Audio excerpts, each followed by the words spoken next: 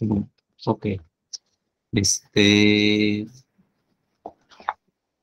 vamos a ver. Ujú. Ok.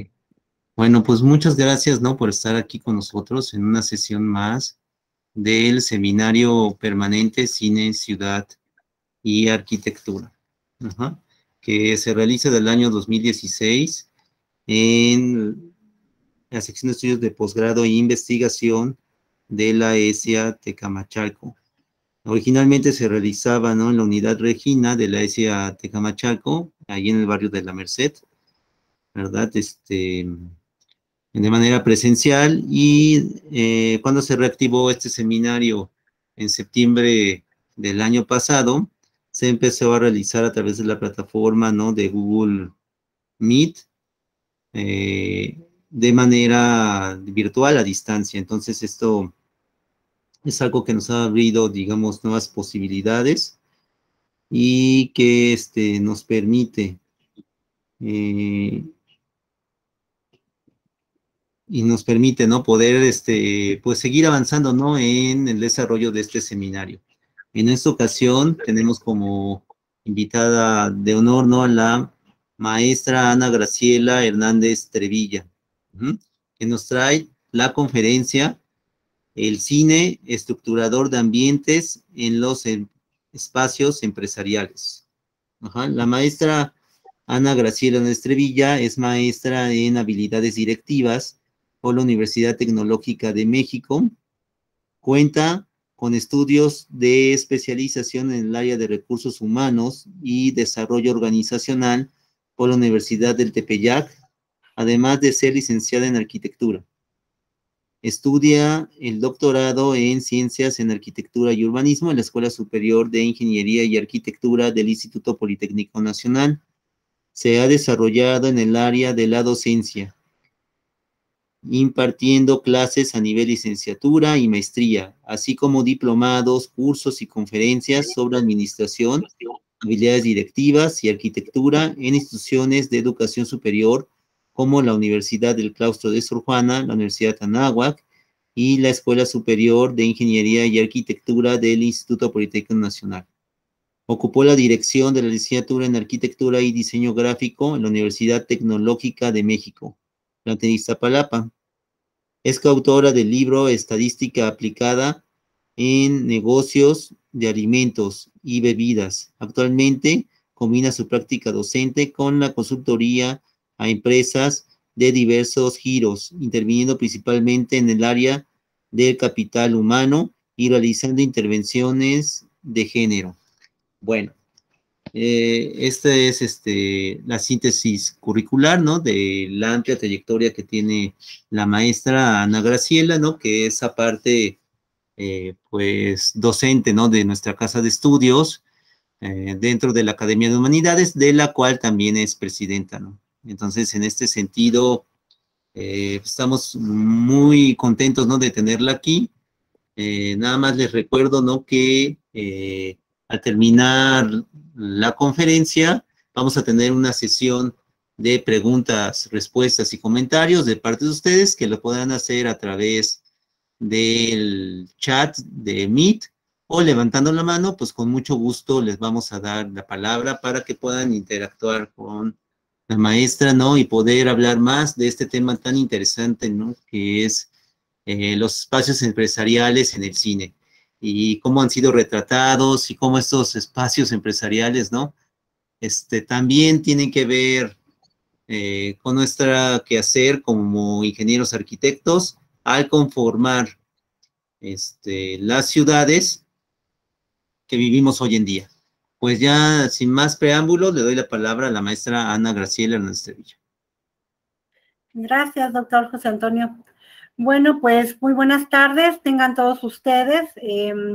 Ya me presentó el doctor José Antonio, pero quisiera yo comentarles que para hacer yo este trabajo titulado El cine estructurador de los espacios empresariales, hay un antecedente de mi gusto por lo que es el cine. Yo supongo que a varios de ustedes también les gustan de ver muchas películas y de ver y de ir al cine directamente a verlas. Algunos las disfrutamos en casa y ahora con la pandemia pues nos vemos obligados más a ello. Pero es este gusto por el cine y la formación que yo tengo, porque como bien lo dijo el doctor José Antonio, yo estudié la licenciatura en arquitectura, pero mi maestría la hice en el área de la administración, específicamente en las habilidades directivas, en la formación de una serie de competencias para poder dirigir negocios. Y esto me llevó pues a dirigir la carrera de arquitectura en la Unitec Iztapalapa, pero también me llevó a tener mucho contacto con una serie de negocios y con una serie de personas que se dedican a diversos giros empresariales y que de alguna forma me inquietó este gusto que tengo por el cine, con esta especialización que yo tengo sobre habilidades directivas, ver cómo se podía ligar en una investigación. De ahí que cuando yo ingresé al doctorado, le comentaba al doctor José Antonio, pues, que sí, que mi pasión también es el cine, pero también otra cosa que me apasiona es lo que sería el mundo empresarial.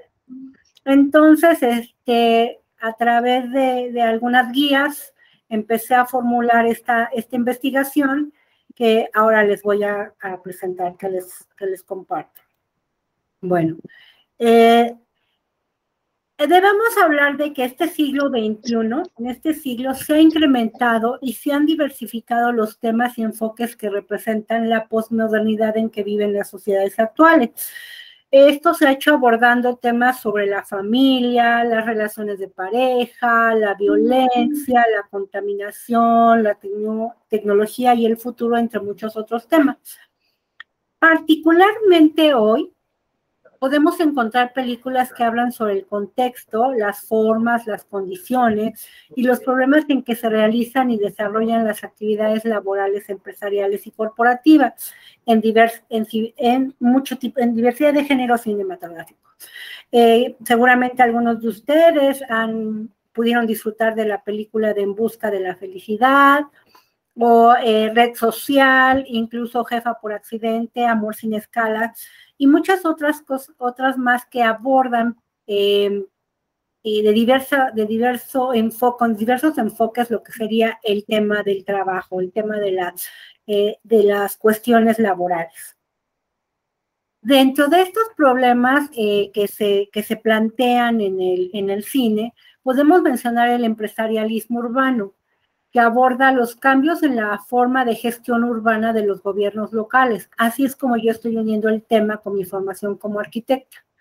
Promoviendo la ampliación del rol de estos gobiernos, esto se entiende como una fragmentación de la gestión urbana, junto con una redefinición en las prioridades de las políticas urbanas, resignando un rol protagónico al capital privado en el desarrollo urbano. Así, la atracción de inversiones privadas se convierte en un objetivo clave en la reestructura urbana. No podemos negar que esta alianza que ha hecho ahora el gobierno con los empresarios para hacer desarrollo urbano es evidente en muchas ciudades del mundo y obviamente en nuestro país. El empresarialismo urbano ha tenido impactos notables en el medio ambiente construido y ha contribuido a producir nuevas configuraciones espaciales. Aquí en la imagen vemos, por ejemplo, el corredor empresarial de Santa Fe, que en algún momento dado, pues fueron los basureros de la zona de Santa Fe, y que ahora este corredor de élite empresarial convive con lo que sería el pueblo en sí de Santa Fe. esta región de enorme trascendencia cultural con sus costumbres y tradiciones, y que está generando ahí una contradicción. Los grandes proyectos urbanos entonces se orientan a la transformación funcional y física de las áreas estratégicas que habían quedado relegadas por el declive de los usos funcionales dinámicos en la etapa industrialista, para adaptarlas a los nuevos requerimientos de acumulación y consumo que plantea el capitalismo en su fase actual.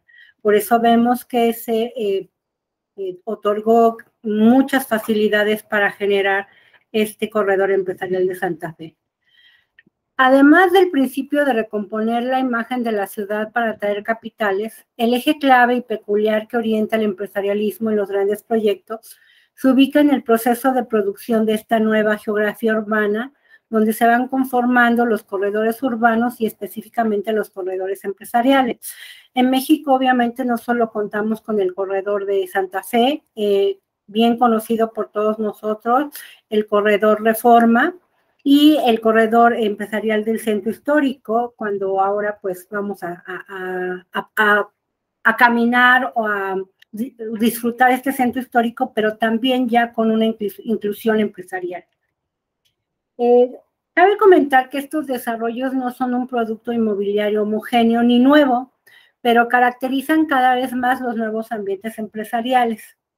Esta idea de planificar una ciudad a partir de rascacielos inició con los arquitectos de la llamada Escuela de Chicago, quienes perfeccionaron las técnicas constructivas y tecnológicas, creando así una nueva ciudad, dando a Nueva York, por ejemplo, su modus vivendi. Aquí vemos varias imágenes de cómo se fue conformando esta configuración urbana de Nueva York hasta reconocer ahora mucho su silueta.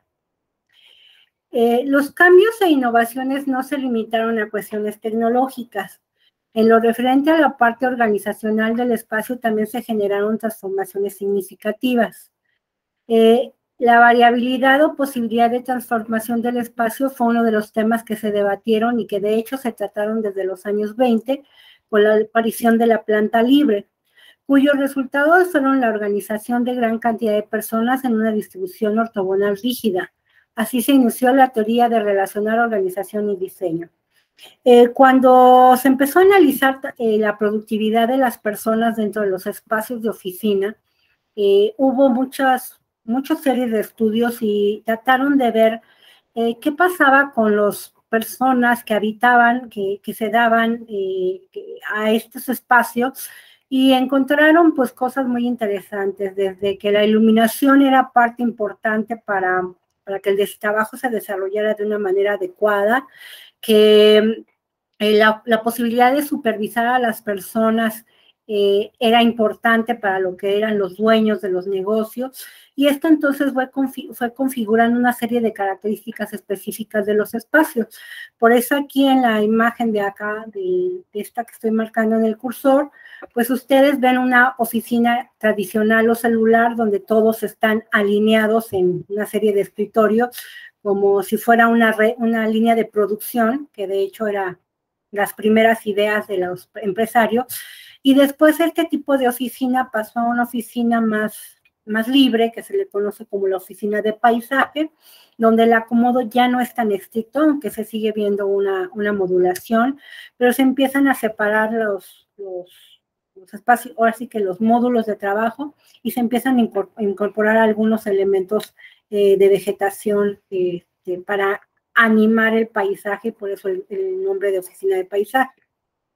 Esto evolucionó, y entre los supuestos que se empezaron a manejar estaba el que se suponía que la productividad de los trabajadores estaba íntimamente relacionada con la manipulación de elementos como horario de trabajo, actividades asignadas, iluminación, ergonomía, mobiliario, entre otros, que hoy se consideran forma en el ambiente empresarial.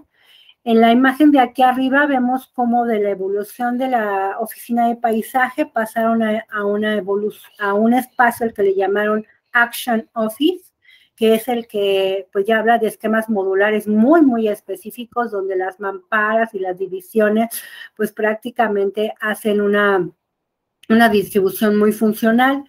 De ahí se pasó, se brincó a lo que se considera el Open Plan, o lo que es ya el manejo de una planta. Bueno, en todos lados se maneja el planta libre, pero es donde ya se ve una libertad muy grande entre lo que serían los espacios.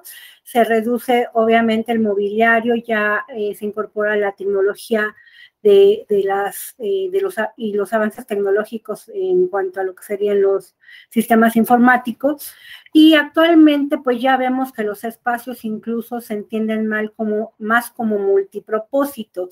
Y hemos visto como en empresas como Google, como Pixar, etcétera, pues ya las empresas buscan espacios lúdicos, es decir, espacios de juego que se vayan interrelacionando con los espacios de trabajo. Obviamente esto tiene liga con las generaciones que ocupamos los espacios. No es lo mismo la generación baby boomer, la X y la millennial, y bueno, la Z que ya viene por ahí, también que se está incorporando o se incorporará al trabajo recientemente y que exigirá unas nuevas formas de distribución del espacio. Estos aspectos sociales que he mencionado tienen cabida en diversos géneros cinematográficos, donde el cineasta ha plasmado la realidad de ciertas coyunturas, estas coyunturas problemáticas inherentes al mundo laboral ligado al empresarialismo. Entonces, desde tiempos anteriores, incluso a los que seguramente algunos de ustedes tienen, pues ya se manejaban en películas como Wall Street, como Working Girl, como The Company Man, y más recientemente, bastante de moda, estas problemáticas y estas representaciones de lo que es el mundo empresarial a través de los espacios. Las películas se filman en espacios empresariales exteriores, corredores de oficinas y espacios interiores, con posibilidades de explicar la relación entre el fenómeno del empresarialismo y el imaginario urbano del espacio empresarial, que se presenta para los habitantes de las ciudades y en la sociedad mexicana en particular. Otras películas, y que particularmente son las que yo estoy manejando dentro de esta investigación, son El Lobo de Wall Street, El Diablo Viste a la Moda, La Rebelión de los Godines y El Hubiera si existe. Cabe comentar que estas dos primeras, El Lobo de Wall Street y El Diablo Viste a la Moda, son cintas estadounidenses, mientras que La Rebelión de los Godines y El Hubiera si existe son cintas mexicanas. Quiero hacer en esta investigación una comparación de cómo se representa este espacio empresarial en las películas estadounidenses y cómo se representa en México para ver la relación que existe e incluso si hay alguna influencia de estas películas americanas sobre las películas mexicanas. Lo que he encontrado es que en cada una de las películas mencionadas, el director o directora artística o artístico busca identificar y o crear los escenarios naturales y artificiales que adopta el film de una estética donde todos los elementos armonizan entre sí y evocarán una atmósfera adecuada a cada historia de sus personajes, pero existen elementos que les son comunes. Por ejemplo, para que el espectador se sitúe y relacione la trama, en este caso con el ámbito empresarial, estas películas incluyen lugares, muchas veces locaciones, donde se pueden identificar en primer plano las siluetas, o sea, el skyline del paisaje urbano citadino, del paisaje urbano citadino de urbes contemporáneas que la mayoría reconoce. Aquí, por ejemplo, vemos en las imágenes el skyline de Nueva York, o sea, esta famosa silueta de ciudad, donde los grandes rascacielos que tiene la ciudad de Nueva York inmediatamente nos introducen a esta concepción de lo urbano, pero también a esta concepción de lo empresarial. Es curioso que las películas que yo analicé utilizan como primera imagen, ya sea cuando están poniendo los títulos de la película, o como unas primeras tomas nos van llevando por este skyline de la ciudad. Y infrecuentemente en las películas mexicanas también se hace lo mismo. Se nos introduce al skyline, ya sea de Santa Fe o de Reforma o Interlomas, o en estas grandes torres acristaladas donde el director quiere hacernos entender que vamos a entrar a este mundo de grandes torres, de este empresarialismo generado a partir de esta alianza entre los empresarios y el gobierno. Aquí en el centro pues está una de las primeras escenas, es un fotograma de la película del diablo del Lobo de Wall Street, y vemos cómo también el skyline de la ciudad de Nueva York es el entorno en donde se desarrolla la escena, independientemente de que estén en un restaurante.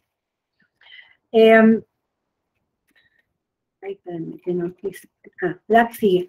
Otro aspecto común es el hecho de que en algunas escenas de la cinta, él o los escenarios permiten observar avenidas y calles formadas por edificios continuos, la mayoría muy altos, con fachadas ornamentadas bajo algún estilo arquitectónico, principalmente el neoclásico, o recubiertas de vidrio espejo, generando largos corredores urbanos.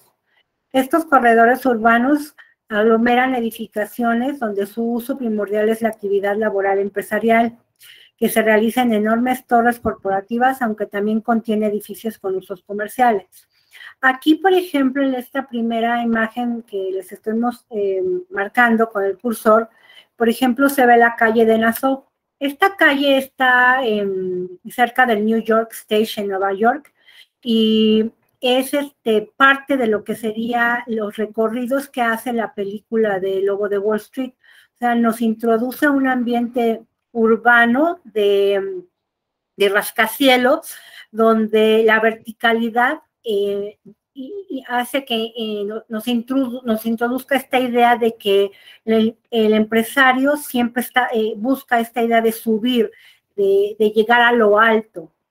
En esta parte de esta imagen de aquí es los edificios de la McGraw-Hill, que son los que aparecen en la película del Diablo Viste a la Moda, que también nos marcan una verticalidad con estas cajas cúbicas del edificio. La rebelión de los Godines, el entorno que elige es el entorno de Santa Fe, perdón, y con sus rascacielos, y obviamente pues aquí incluso el edificio de Agustín Hernández, para lo que es la película del Hubiera Si Existe, el entorno inmediato es lo que sería el corredor de Reforma. Entonces, las 4 películas en sí, el contexto urbano inmediato en el que nos integra el director de la película es en estos corredores empresariales, generalmente formados por torres de diversas empresas, algunas de ellas incluso transnacionales, y en algunos casos, por ejemplo, en Santa Fe, el edificio corporativo de Agustín Hernández. Los directores de cine, además, por lo general incluyen tomas que inician en el acceso al edificio, recorriéndolo de tal forma que la cámara guía al espectador por la superficie de la fachada hasta llegar al nivel más alto, acentuando su verticalidad e induciendo a creer que esos son los edificios donde ocurre la trama. Y esto es interesante, induciendo a creer que esos son los edificios donde ocurre la trama, porque muchas veces no ocurre así. Nada más es una insinuación que nos hace el director para que así lo pensemos. En el Lobo de Wall Street, por ejemplo, el edificio que se utiliza para enmarcar esta parte es el Equitable Building. En la película es el edificio que está de las oficinas del Banco Rothschild, y muchas veces dentro de la película se hace el recorrido de esta fachada del edificio, siempre llevándonos de lo más bajo a lo más alto. O sea, que se maneja como una cuestión aspiracional del mismo protagonista, de empezar en la base y poder llegar hasta la cúspide del edificio. En la película del Diablo Viste a la Moda, lo que sucede, por ejemplo, es con la intérprete principal, el personaje principal de Miranda Presley, que es Meryl Streep, que también muchas veces se ve cómo llega al edificio, que en este caso es el McGraw-Hill, y ella se toma en la entrada del edificio, pero inmediatamente se hace un recorrido de lo que sería la verticalidad del edificio, igual insinuando la idea de que ella como directora de la revista Runway es la que accede y va a subir a lo alto del edificio, haciéndonos otra vez una insinuación del empresarialismo en la parte alta. En la rebelión de los Godines, el protagonista principal es un joven que trabaja normalmente con su abuelo en un local en la Friki Plaza del Zócalo, y que el abuelo siempre le está pidiendo que se incorpore al mundo laboral de la carrera que él estudió, que es la informática. Entonces, él al principio pues no quiere porque pues está apoyando al abuelo en el negocio, pero finalmente el abuelo sufre una situación de salud y él se ve obligado a buscar el trabajo. Entonces, vean cómo en la toma se maneja esta idea aspiracional de él de subir la mirada hacia lo que serían los altos del edificio. Aquí se hace una toma por parte del director igual, si bien él no está viendo hacia arriba, lo enmarca esta verticalidad del edificio. Además de esta característica, las oficinas que el cine muestra responden a muy variados diseños y estilos, pero mientras estas quieran representar las formas actuales en las que operan las organizaciones, o sea, las empresas, es decir, no busquen representar una época anterior, los ambientes que se crean también presentan similitudes.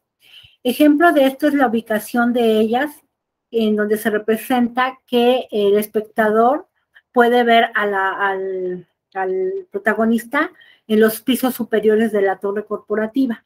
Entonces, por ejemplo, aquí en la oficina de Miranda Presley, en El Diablo Viste a la Moda, se nos deja ver a la luz, en el entorno, lo que sería estos acristalados de los edificios vecinos, pero en la parte alta, o sea, se nos reafirma esta idea de que ella ocupa un lugar de jerarquía. En otras dos películas quise también poner aquí algunos fotogramas, porque en Jefa por Accidente, de esta J-Lo, también se remarca con estas vidrieras, este skyline de atrás, esta verticalidad de los edificios, insinuando que ella está en los pisos altos, y es porque ella pues es una ejecutiva dentro del mundo de las empresas corporativas. Por otra parte, en la película de En Busca de la Felicidad, también se ve allá atrás, en el fondo, esta situación de la verticalidad de los edificios, pero en niveles altos. Aunque, digamos, aquí la vista o la imagen que tiene de Will Smith es de un hombre, pues todavía que no ha alcanzado la felicidad, pero se marca que la felicidad está en este aspecto corporativo. En cuanto a la rebelión de los Godines, que se filma en Santa Fe, también se puede ver cómo en el fondo las oficinas de Relojtech, que es la que se supone que se representa en la película, también se encuentran en los pisos superiores del edificio de Santa Fe. Y si bien en la película de Lubira sí existe, no se ve en sí en el fondo esta imagen del skyline, aquí ellos se suben al elevador, es constantemente marcado dentro de la película la idea de que a las oficinas de la empresa hay que subir por el elevador. Entonces, también es esta marcación de que está en los pisos superiores. Otro elemento que conforma el ambiente empresarial en lo que a características del espacio se refiere es que refuerza la idea de las oficinas en los edificios acristalados. Al presentar escenas de día donde la luz penetra fuertemente iluminando los espacios interiores y escenas de noche donde se genera un gran contraste entre la oscuridad del horizonte y la luminosidad de las luces encendidas de la gran ciudad. Aquí en esta escena de las oficinas del Lobo de Wall Street, si bien ellos están, digamos, en una parte de los interiores, en lo que sería una especie de sala de juntas, se puede ver la gran luminosidad de la vidriera que forma el edificio, que en realidad si nosotros viéramos si está en el piso más alto, pues la verdad es que constataríamos que no, porque este es un set donde se filma. Mientras que en otra escena, ay, perdón, aquí está mal titulado, pero aquí es otra escena también del mismo Lobo de Wall Street, y que si bien no está dentro de las oficinas, también marcan la idea de esta altura y de esta cuestión acristalada cuando él está en el apartamento donde convive con la que va a ser su esposa, la modelo que va a ser su esposa. Asimismo lo vemos en otro fotograma del Lobo de Wall Street, donde está hablando con el primer corredor que lo induce a lo que sería las cuestiones de la bolsa, y también se puede ver cómo los ventanales predominan, así como en las oficinas de la rebelión de los Godines, que también se pueden ver estos acristalados. En relación a los interiores, las oficinas del director o la directora se jerarquizan y se distinguen de otras formas diferentes. Puede ser por la ubicación, el tamaño, el mobiliario y la decoración. Los directores de cine, junto con los directores artísticos, buscan recrear los verdaderos ambientes de las oficinas empresariales y por ello las ubican en lugares estratégicos que permiten al espectador visualizar que desde ese espacio se controla la actividad laboral. Por ejemplo, vemos aquí en el interior de la oficina del Lobo de Wall Street cómo se recrea esta oficina, pero es curioso que específicamente en el Lobo de Wall Street, Jordan Belfort toma la parte de la entrada hacia donde están todos los corredores, como si fuera su escenario. Esa es la manera de dirigir de Jordan Belfort, de Lobo, que, bueno, si bien está dirigiendo a un grupo de personas hacia una acción que es corrupta, se enfatiza esta idea de irónica del director, de cómo se plantaba Jordan Belfort en frente de sus trabajadores y les daba toda una retórica respecto a cómo establecer una relación con los clientes. Por otra parte, en el interior de la oficina del Diablo Viste a la Moda, pues se hace un contraste interesante entre las dos oficinas, puesto que acá predomina el blanco, pero de todas maneras la forma de ubicación del escritorio de Miranda Presley, e incluso la forma en cómo ella se ubica o se posiciona en el filme, pues habla de esta postura de dirección que nos enfatiza que el espacio es de una persona de alta jerarquía. El tamaño es otro atributo que nos permite entender la jerarquía del espacio. Las oficinas de los directivos son más grandes que las de los demás. Sus dimensiones en cuanto a largo, ancho y alto denotan esta posición.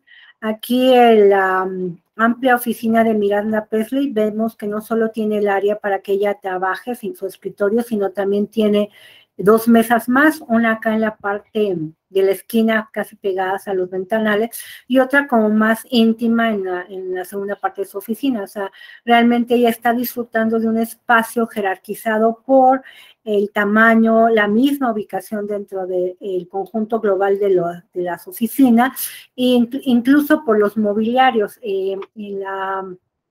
En esta película es curioso ver que todos los elementos de diseño forman parte de una marca de moda o de una marca de mobiliario o una marca en sí de los elementos de interiorismo. Esta oficina que está de este lado es de la película Pasante de Moda de Anne Hathaway, donde sale Anne Hathaway y Robert De Niro. Y no, perdón, no es Robert De Niro, sí, ahí se me fue ahorita, perdón.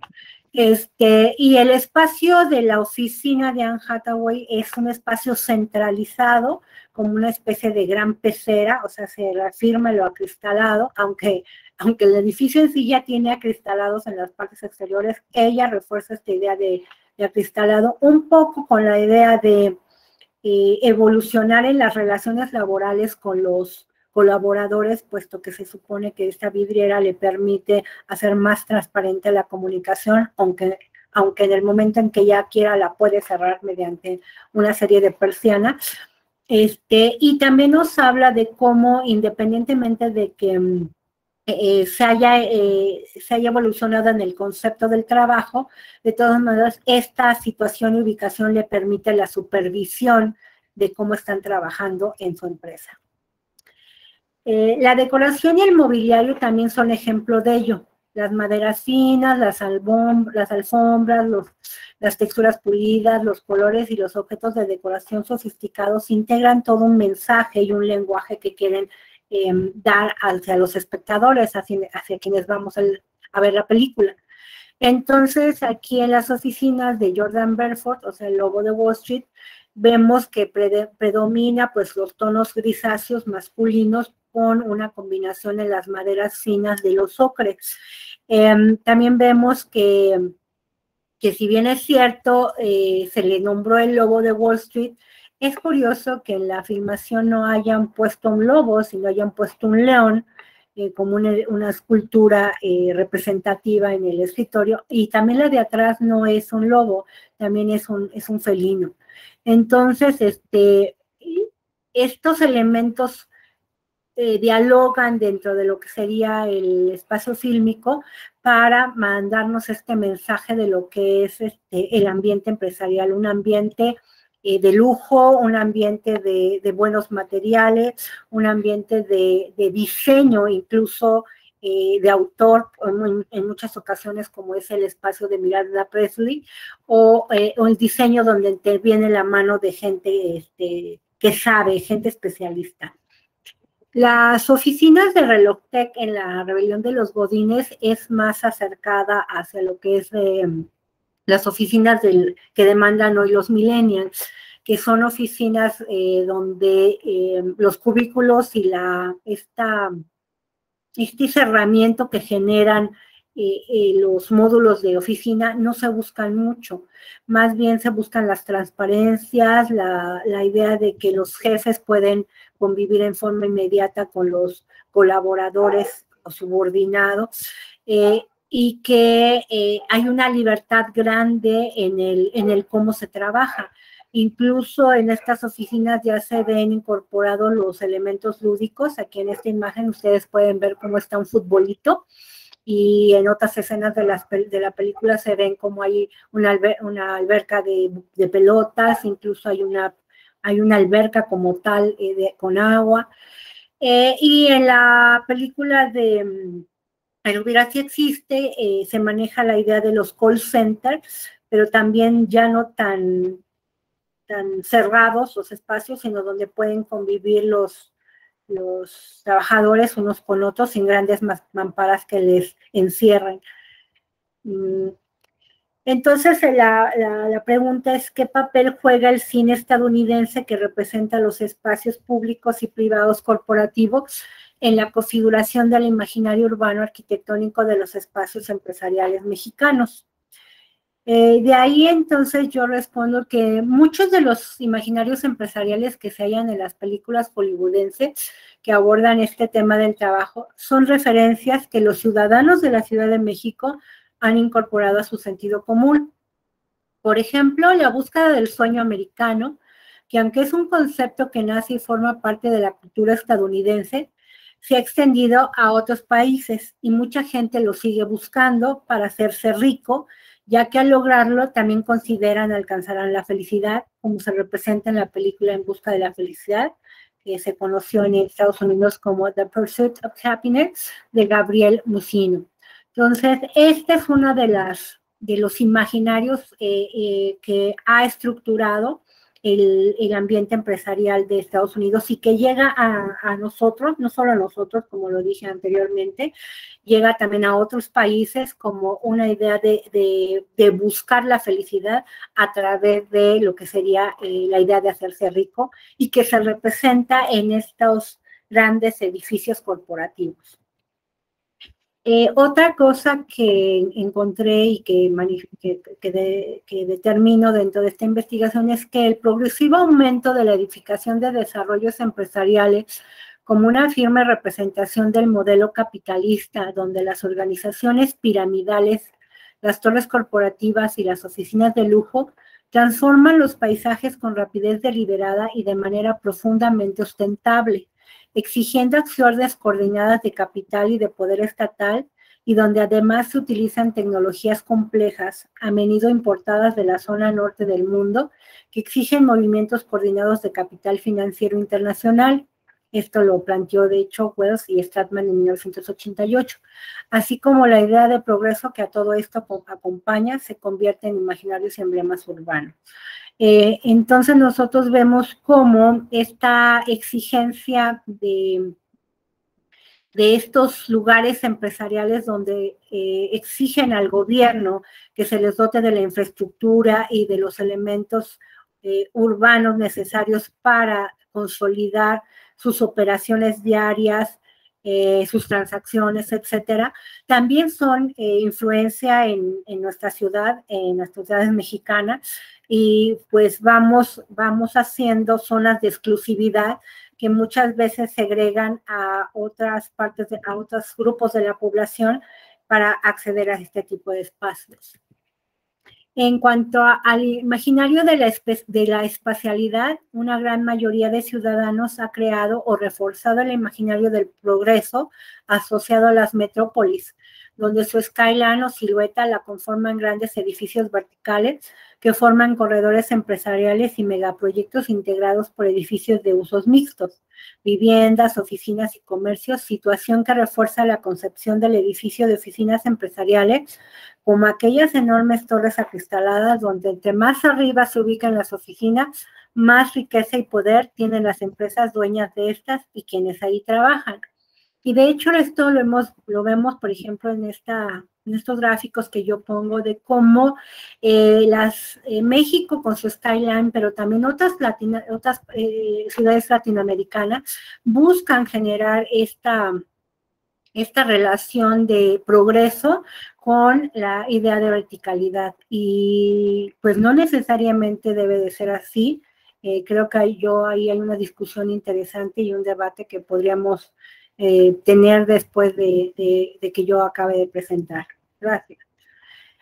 Por otra parte, también en esta situación de progreso y éxito laboral, los filmes presentan, además de una jerarquización del espacio y del ambiente empresarial creado por los diseños ideados por especialistas en interiorismo, es decir, las oficinas de los directivos se presentan diferenciadas de los espacios colectivos a partir de las características que los ambientes creados les otorgan.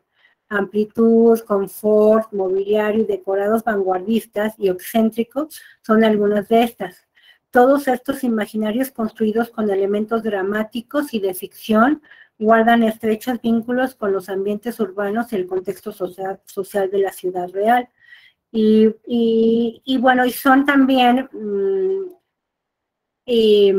cosas a las que el espectador siente que debe aspirar a tener en sus propios lugares de trabajo, e incluso en su forma de vivir, en sus casas, en sus departamentos, etc. A lo que voy de la investigación concluyo que la relación entre el cine y las dinámicas sociales se presenta en doble sentido. La realidad urbana sustenta la obra cinematográfica, pero esta a su vez configura imaginarios cinematográficos que modelan esa realidad urbana, que vuelve y orienta una vez más la creación cinematográfica. Y es todo. Gracias. Muchas gracias, maestra, por habernos traído esta ponencia muy interesante sobre el cine empresarial y su impacto en las ciudades que vivimos a cada momento. Esto, digamos, es algo muy, digamos, interesante y que pues, nos viene a abrir un panorama amplio de reflexión que nos permite poder estar, digamos, más conscientes de esos impactos que se tienen en disciplinas como las que estudiamos en esta escuela, ¿no? Relacionadas con la arquitectura y el urbanismo. Muchas veces uno como ingeniero arquitecto no está tan consciente de cómo el cine ha impactado los diseños que nosotros mismos proponemos, ¿verdad? Así es. Muchas veces ahí hemos visto, ¿no? Cómo, por ejemplo, en las películas se muestran estos skylines, de los cuales hablarás mucho, y muchas veces es nuestra idea como diseñadores, de lo primero que se nos ocurre, nos viene a la mente, cuando se nos pide diseñar un corporativo o una oficina, ¿verdad? Pensamos en los diseños que vienen en esas películas, y esto, digamos, no está alejado de nuestro quehacer. Pareciera ser que solamente tiene que ver, ¿no? Con empresarios, con personas que trabajan en estos ámbitos laborales, etcétera, pero no, a nosotros también nos alcanza eso, porque muchos de los imaginarios que se muestran en esas películas tuvieron como referente la ciudad real y estos corredores y estos centros empresariales y estos corporativos que fueron creados en su momento por arquitectos y por ingenieros, arquitectos y por ingenieros, ¿verdad? Entonces esto, digamos, algo que se va complementando, como bien lo dijiste al final, es algo que no podemos dejar de lado y tenerlo siempre muy presente, ¿verdad? Que la verdad es algo que se retroalimenta, ¿verdad? Nosotros como especialistas en los espacios habitables, en el diseño de espacios habitables, pues siempre estamos alimentándonos de todo lo que nos rodea, de la ciudad real, pero también, ¿no? De estas ciudades que se construyen en los medios de comunicación, y uno de los más importantes que ha determinado o digamos una afectación muy importante en la construcción de nuestros imaginarios como diseñadores de espacios habitables, pues es el cine, ¿verdad? Hay otros, ¿no? Hoy, por ejemplo, está el internet, está la televisión, el streaming, etcétera, ¿no? Hay muchos otros. Los periódicos en su momento fueron los libros, ¿verdad? Juegan un papel muy importante las revistas. Por cuanto no hemos visto revistas de arquitectura y se nos muestran como espacios empresariales estos grandes edificios, o en las revistas de diseño de interiores, ¿no? Las grandes oficinas amuebladas, etcétera, ¿no? Que pues también, digamos, va retroalimentando nuestra concepción de lo que debe de ser un espacio empresarial. Y esto, digamos, es muy importante porque nosotros vamos reproduciendo ese imaginario a partir de los diseños que nosotros mismos proponemos y vamos replicando muchas de las cosas que han formado parte de nuestra experiencia de vida, ya sea indirecta, porque las hemos visto y vivido, o indirecta, porque las hemos visto, la verdad, en la gran pantalla, en la pantalla chica, en nuestro celular, ¿no? Hoy en día y en muchos otros medios. Entonces es algo, digamos, muy importante, y ver también algo que también marcabas tú, cómo van cambiando las formas de organización de las empresas y cómo con ello van cambiando también los espacios, ¿verdad? La oficina que mostrabas de la película Pasante de Moda, protagonizada por Anne Hathaway, pues muestra, digamos, esto, ¿verdad? Cómo esta oficina cristalada, etcétera, también forma parte de un modelo de dirección y de organización empresarial claramente definido que, digamos, vamos a poner, se ha, digamos, antepuesto o ha surgido como alternativa a la organización empresarial tradicional, piramidal, etcétera, ¿no? Donde vemos estos skylines, estos corredores empresariales, etcétera. Hoy en día, todo este mundo empresarial pues está en constante transformación, y más con lo que acabamos de ver de la pandemia, pues esta transformación, digamos, ha sido todavía mucho más profunda y va para caminos diferentes a las que iba en muchos sentidos, porque ahora muchas de estas empresas se van a manejar a partir de comunicación virtual a distancia, ¿verdad? A partir del internet, etcétera, va a hacer que todos estos espacios se vayan transformando. También van existiendo nuevas tendencias arquitectónicas que también van complementando y van aportando,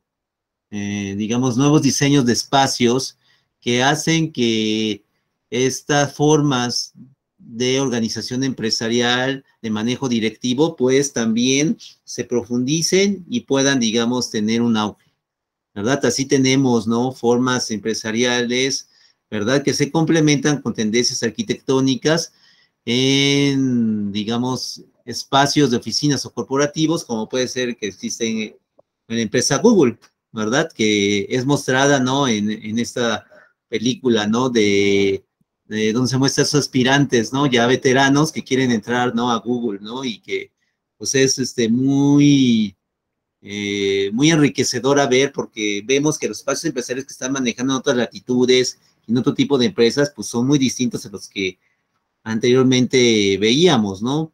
En la misma película que tú mencionaste de Red Social, ¿verdad? Pues la empresa, ¿no? Cómo se creó Facebook, demostraba una empresa total muy diferente, ¿no? A la que uno tenía preconcebida anteriormente. Todo esto ha ido variando porque estas nuevas corrientes, tanto en el ámbito empresarial como tendencias arquitectónicas o urbano-arquitectónicas en el ámbito de la arquitectura y el urbanismo, pues también ya no son las mismas, ¿verdad? Ya no son las mismas y se han también desarrollado. Yo recuerdo mucho una película que se llamaba El secreto de mi éxito, ¿verdad? Interpretada por Michael J. Fox, donde él era, digamos, prácticamente el imaginario piramidal, ¿no? Digamos, de la organización empresarial y la organización de la empresa, cómo se concebía en aquellos años, ¿no? En los años 90, 80, etcétera, y anteriores, ¿no? Donde él empezaba desde abajo, ¿verdad? Desde la parte del sótano de la empresa, del corporativo, y ascendió hasta los pisos más altos, el piso más alto, ¿va? Al final de la película, ¿no? Entonces, todo esto forma parte de ese imaginario de lo que uno en su momento, cuando estaba estudiando en esta escuela, en el S de Camachalco, pues uno también pensaba que eso era, digamos, una empresa y lo que se requería. Hoy en día esto ha ido variando y ha ido cambiando, obviamente, ¿no? Y esas ideas, pues no quiere decir que hayan desaparecido, siguen existiendo, ¿verdad? Pero hay también muchas otras, ¿no? Que ya están entrando y jugando un papel importante en el ámbito empresarial y nosotros como diseñadores de espacios habitables empresariales, debemos de enriquecernos de esto y por lo tanto entender películas como las que tú estás trabajando, pues es de suma importancia. Sobre todo hoy en día, donde el cine mexicano está cambiando las temáticas que tradicionalmente había trabajado. Si bien es cierto, había, digamos, ejemplos de películas en el pasado que tocaban el ámbito empresarial, no era su principal, digamos, interés, ¿verdad? Su interés estaba en otro lado, ¿verdad?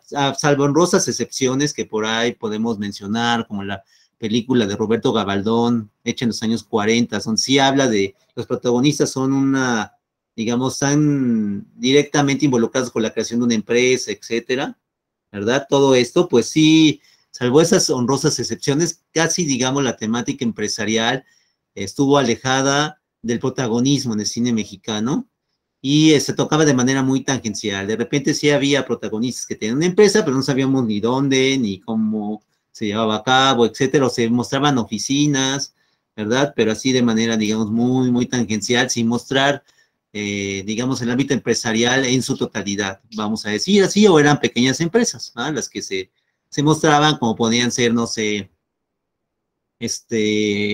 panaderías, etcétera, ¿no? Si bien no pequeñas, pero no eran así grandes corporativos, ni mucho menos.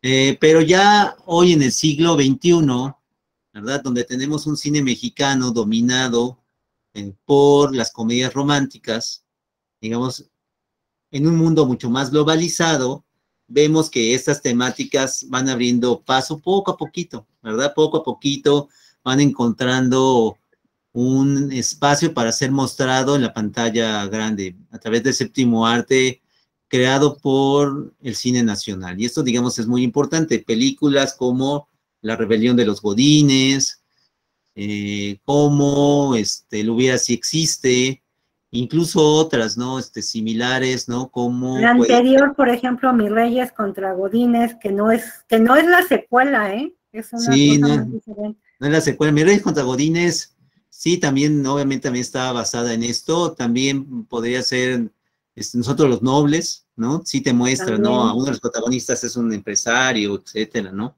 Y está con toda esta idea que tú decías, ¿no? De estar en Reforma, en el Skyline, ¿no? Etcétera, su empresa y todo eso, que ya lo van abriendo y van mostrando este otro mundo de una manera mucho más, vamos a decir, mucho más profunda de lo que antes se hacía en séptimo arte. Y esto obviamente también recoge, en cierta manera, parte del imaginario que tenemos en nuestras sociedades, ¿verdad? Pero también parte del imaginario que nos viene de otras partes del mundo, sobre todo de Estados Unidos, ¿verdad? Porque, por ejemplo, los mismos personajes que vienen en algunas de esas películas, como Mis Reyes contra Godines o La Rebelión de los Godines, pues son propios, ¿no?, del imaginario que creamos en esta sociedad. Es un imaginario muy local, ¿verdad? De lo que son este tipo de trabajadores y obviamente cómo se muestran, ¿no?, los empresarios o estereotipos de empresarios, ¿no?, muchas veces en estas películas forman parte de esto, pero no podemos negar que el cine estadounidense, sobre todo a partir del Tratado de Libre Comercio de América del Norte, pues se ha apoderado de las pantallas en México, y la mayor parte de lo que vemos en la gran pantalla hoy en día y desde los años 90, pues tiene que ver con el cine estadounidense, que es el que se ha apoderado de la exhibición cinematográfica en México. Y así lo era, digamos, antes de la pandemia. Ahorita, digamos, está todo esto en reconversión, en transformación, pero la mayor parte consumimos cine estadounidense, ¿verdad? Que esto, digamos, es muy importante por lo que tú decías en su momento, ¿verdad? El cine, si bien retroalimenta los imaginarios que construimos en la vida, digamos, real, ese imaginario cinematográfico va a retroalimentar a ese imaginario urbano, y ese imaginario urbano después va a retroalimentar ese imaginario cinematográfico en las siguientes películas. Principalmente tenemos una idea de lo que es este ámbito empresarial y de lo que tú decías, de ese sueño americano, ¿verdad? A partir de lo que consumimos en la gran pantalla de cine estadounidense. Entonces pensamos en películas como las que tú mostraste, El Lobo de Wall Street, El Diablo Viste la Moda, y muchas otras, ¿no? Wall Street, ¿no?, que era otra película en los 90 muy, muy importante. Secretaria Ejecutiva, ¿no?, que también fue otra película que en su momento marcó, digamos, una época, ¿no? Y otras más, como las que yo acabo de mencionar, ¿no?, de Secreto de mi Éxito, y varias más, ¿no?, que forman parte de ese imaginario, con lo cual llegamos ahorita. Y esto, digamos, es algo muy importante tenerlo en cuenta y no olvidarlo. Entender qué nos transmite, cuáles son los significados más importantes y los valores y sentidos que podemos identificar en este tipo de películas a partir de sus imaginarios cinematográficos, y cómo estos retroalimentan los imaginarios sobre estos corredores corporativos y espacios de oficina hoy en día. Es algo, digamos, de la mayor importancia, porque existen diferentes pautas de urbanización impulsadas por estos corredores financieros, por esas empresas corporativas, y que están marcando el destino de ciudades como la de México. Hoy en día, en las películas como La Rebelión de los Godines o El Hubiera si existe, espacios como Reforma o espacios como Santa Fe, pues forman parte de esos escenarios, ¿verdad? De lo que es, digamos, o se vende, ¿no?, con lo que debe ser un corporativo, un espacio empresarial, ¿verdad? Exitoso. Eso, digamos, es algo, y los propios empresarios pues se nutren de eso, y los propios trabajadores de las oficinas se nutren también de esas ideas, ¿verdad? ¿Qué es ser un empresario? ¿Cuáles son las opciones? No, me recuerdo mucho que en Rebelión de los Godines, el protagonista en primera no quería trabajar, quería ser el empresario independiente, no quería trabajar para alguien, ¿verdad? Quería ser empresario independiente, y él iba a llegar, digamos, a la cima con su propia empresa. Esa era su idea. Posteriormente, por necesidad, ¿no?, familiar, pues él cambia, ¿no?, esa idea, o la deja de lado para poder ingresar a un trabajo formal. Y cuando ingresa a ese trabajo formal, pues vemos la aparición de Santa Fe, ¿verdad? Donde se van estos corporativos, estas oficinas, y la oficina de Rebelión de los Godines no, digamos, es muy diferente a la tradicional, Sí, ¿verdad? claro. Es una oficina que inclusive tiene jueguitos y ese futbolito y muchas otras cosas y no tiene, digamos, esos cubículos que antes se veían, ¿no? En las empresas, ¿no? Sino es un espacio abierto, de planta libre, ajá, con donde pasan, digamos, muchas otras cosas. Incluso yo De hecho, diría que hasta parecería un espacio infantil, ¿no? sí, es un espacio, digamos, también infantil, con estas ideas también que vienen mucho en la psicología, ¿no? De interrelacionar mucho el juego con el trabajo, ¿verdad? Y que en empresas como Google o empresas como esta que se Pixar. muestra en el renglón de los Jardines, pues se va retomando, ¿verdad? Entonces esto, digamos, es algo muy importante a destacar. En la película lo vea sí existe, se muestra tal vez una oficina un poco más tradicional, pero ya no es la oficina de antes. No son los cubículos ni nada, ¿no? Sino se ve así, digamos, sí la disposición de escritorios y de oficinas, tal vez con un aspecto un poco más, y podemos decir un poco más serio, mucho más tradicional, pero ya no es la oficina de antes. Entonces, recordemos, ¿no? Que el cine, al construir estos imaginarios cinematográficos y poderlos integrar a su universo cinematográfico en cada una de las películas, pues ellos retoman mucho de lo que viene, ¿no? En la sociedad, que está en boga en ese momento en la sociedad.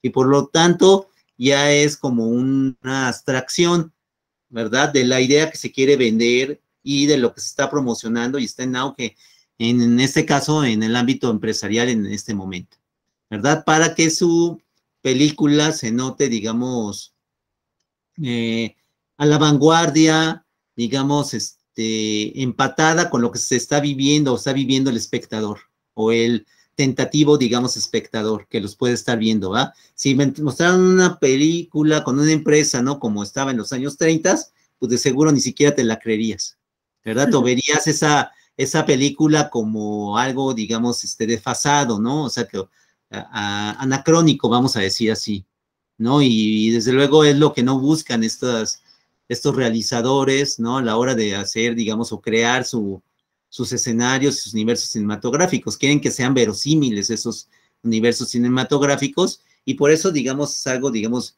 muy importante poder también nosotros como especialistas de los espacios habitables empresariales, poder también nutrirnos de estas fuentes de información y entender por qué se muestran ahora estas oficinas y no las anteriores, ¿verdad?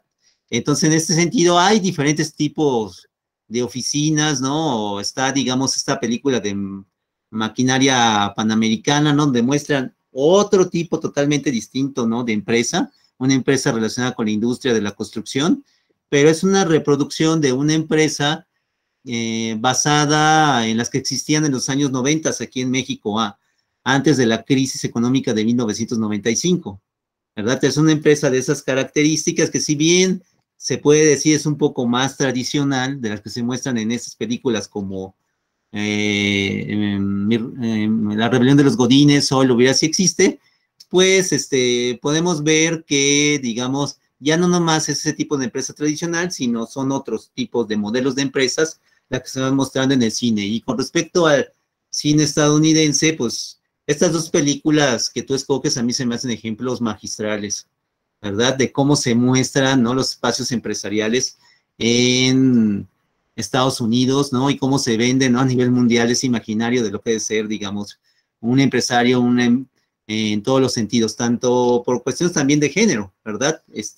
Miranda Presley, ¿no? En El Diablo Viste en la Moda, John Dahl Berford en El Lobo de Wall Street, pues forman parte de ese imaginario y de cierto tipo de éxito, si lo podemos ver, ¿verdad? Así también, esa idea de lo que es el éxito, ¿verdad? Y cómo es el éxito ya en ese siglo XXI, donde las oficinas muestran también, digamos, el ámbito en el cual están, digamos, relacionados. En uno están relacionados, en el caso del Lobo de Wall Street, con el ámbito bursátil, mientras que en el otro estamos hablando, ¿no? De la industria de la moda, la que está ahí presente, ¿verdad? Y cómo ambas oficinas reflejan también, digamos, la relación que tienen con estos dos ámbitos empresariales, ¿verdad? Que si bien son muy distintos, sí, también tienen cosas en común, pero guardan sus propias características, ¿no? Y esto, digamos, es algo muy importante, como en la película de Lobo de Wall Street, te presentan, digamos, las oficinas que están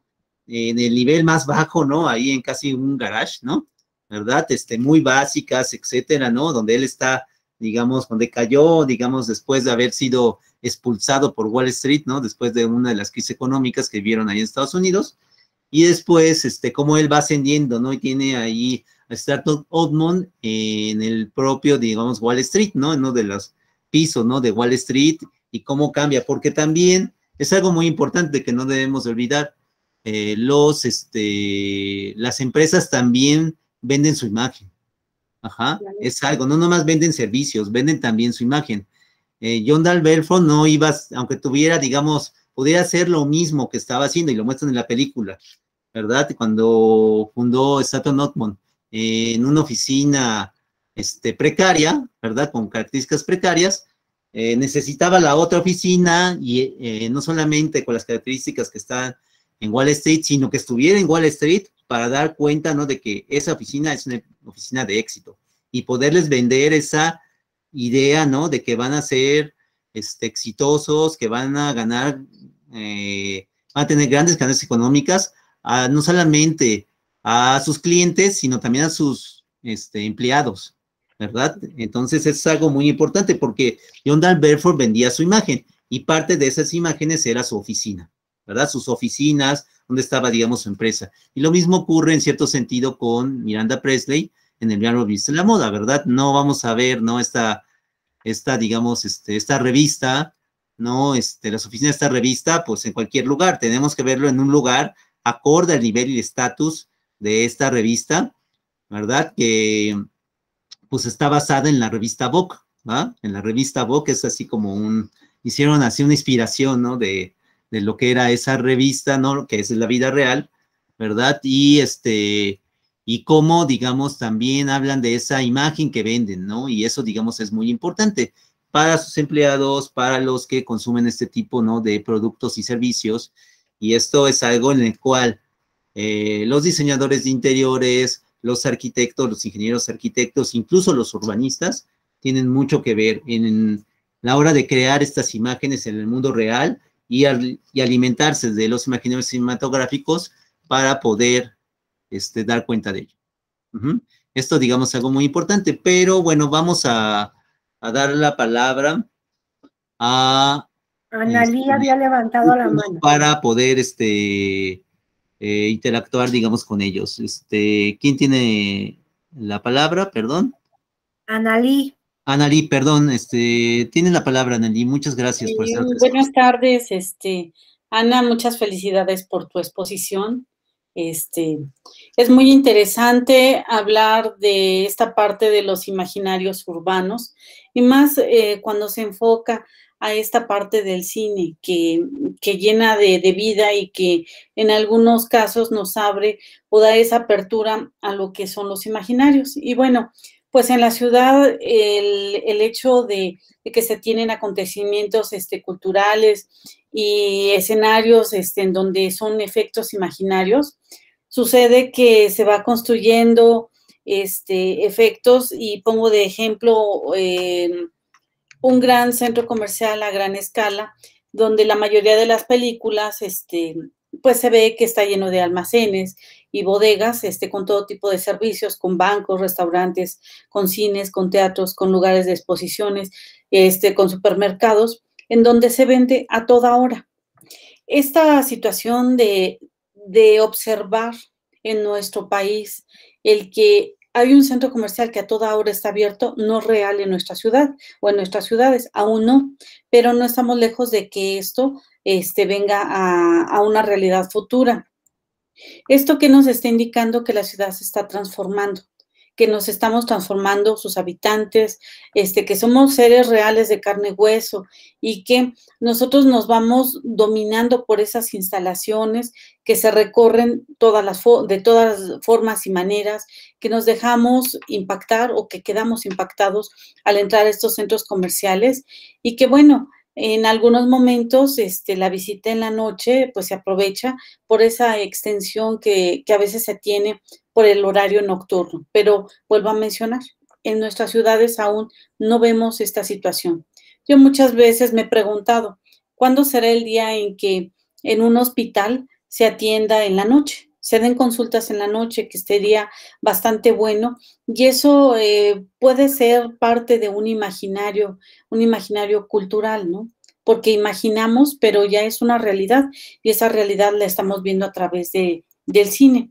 Entonces, en este ejemplo que puse del centro comercial, en ¿qué donde... centro comercial es, perdón?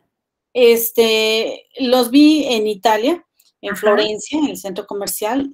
Soy mala para acordarme del nombre, pero 24 horas del día está funcionando. Y en Madrid, también lo vi en la parte de Córdoba. Ajá. Y bueno, te quedas maravillada en esta situación. Entonces, para resumir, estos lugares en donde la ciudad los va asimilando y que se van quedando estos espacios, se van identificando como unos elementos de expresión urbana. Entonces la ciudad de esta manera se transforma y entonces a través de este nuevo centro comercial se van creando otros nuevos tantos centros comerciales en donde se da una proyección totalmente diferente para los ciudadanos, ¿no? Y estos centros comerciales los recorres, no te cansas, y estos desplazamientos te dan una representación que de alguna manera te incita a recorrer e imaginar, ¿no? Entonces, yo hice similitud de lo que tú estás abordando con respecto a los imaginarios, ¿no? Que eso imaginario ya es real y que eso real impacta en las grandes ciudades y sobre todo impacta en los habitantes de esas ciudades. Pues muchas gracias, Ana. No, a ti, Analí, muchísimas gracias. Pues sí, definitivamente hay una influencia muy grande de los países llamados de primer mundo. No he estudiado, la verdad, ninguna película española ni de ningún tipo europeo, pero yo supongo que también ha de existir este lenguaje del corporativismo a través de las torres acristaladas. Yo creo que también así ha de ser también muy parecido.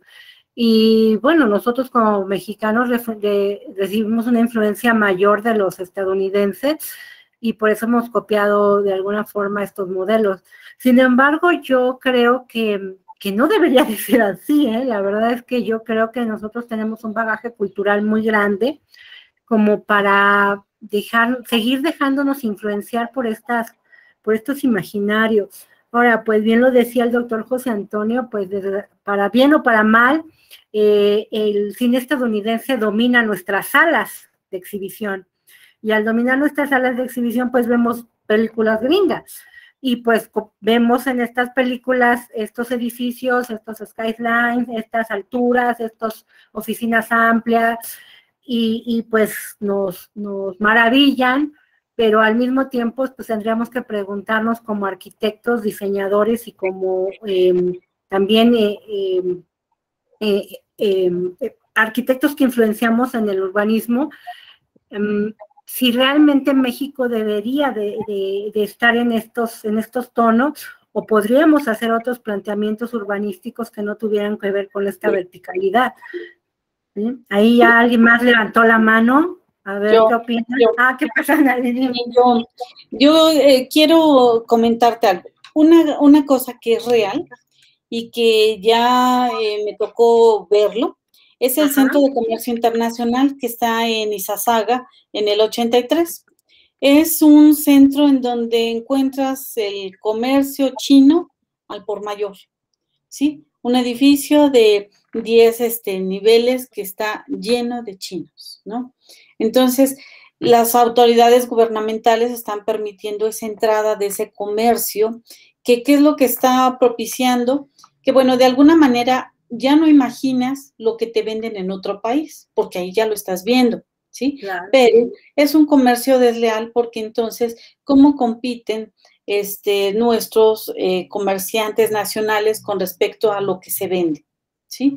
Y te quedas así porque ya lo que eran en el ámbito de la arquitectura, la famosa Lumen para la compra de materiales de dibujo, pues ya queda en el olvido, porque lo que en Lumen te costaban unos plumones, Copic, 3,000 pesos, los encuentras en esta plaza china desde 100 pesos hasta 500 pesos, como muy caros, ¿no? Entonces ya es más accesible ese comercio y va a posibilitar el que todos tengan acceso a esos medios, ¿no? Lo que antes era limitado a unos cuantos, por decir un ejemplo, ¿no?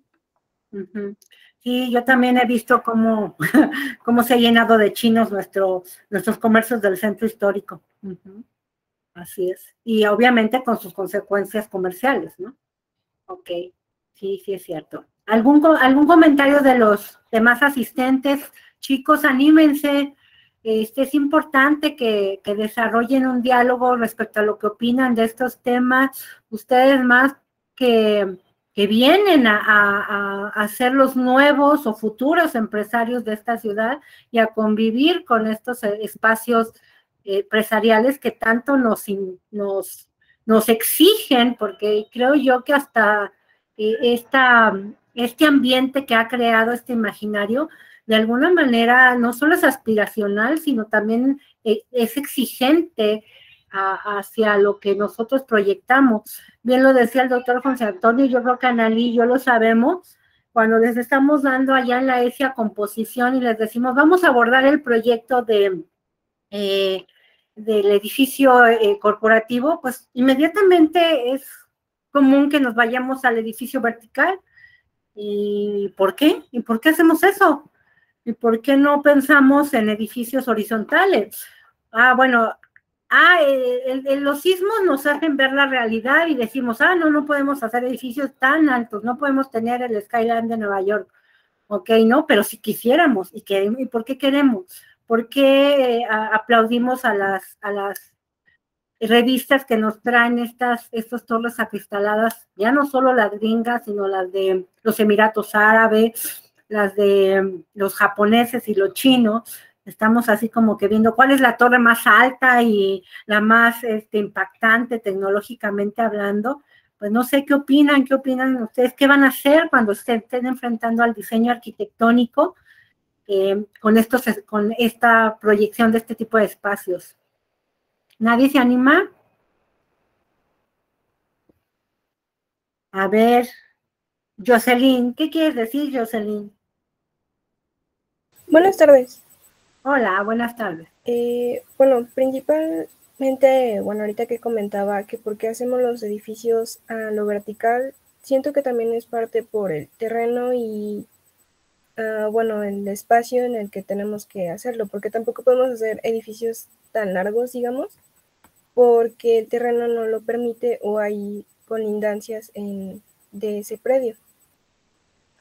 Bueno, pero también si te das cuenta ya no tenemos tanto espacio en la ciudad y cuando salimos afuera sí tenemos espacio. En la ciudad estoy de acuerdo, pero tampoco hay ya mucho que construir en la ciudad, hay mucho que mantener, hay muchos espacios que hay que darles mantenimiento, pero nuevos, muy pocos.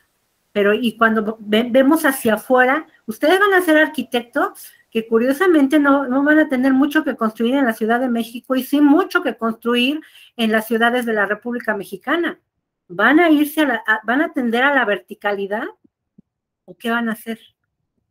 Esa sería también la pregunta. Pero muchas gracias, Jocelyn, por participar. Veo que te quedaste así con la pregunta. Si quieres, piénsale y ahorita vuelves a participar. Muchísimas gracias. Melissa, ¿qué quieres comentar? Pues prácticamente quería decir que con respecto a eso, creo que más bien en cuestiones de cómo está construida nuestra ciudad y todo eso, ya es algo que viene desde años. Yo creo que es algo que respecta desde la época colonial. Y yo creo que como tuvimos que partir desde un punto mal construido, vamos a decirlo así, por eso nuestra ciudad está tan desorganizada y creo que ahorita por eso estamos a la tendencia de que no podemos, como se dice, construir en la ciudad, pero sí vamos a tener que construir o vamos a tender a tener que construir en otras áreas. Pero yo creo que más bien es por eso, o sea, esto lo venimos arrastrando desde nuestra historia. Pues esta historia fue influenciada, ¿no? Entonces, Melissa, ¿cuál es el primer edificio corporativo así que te viene a la mente más viejo para ti?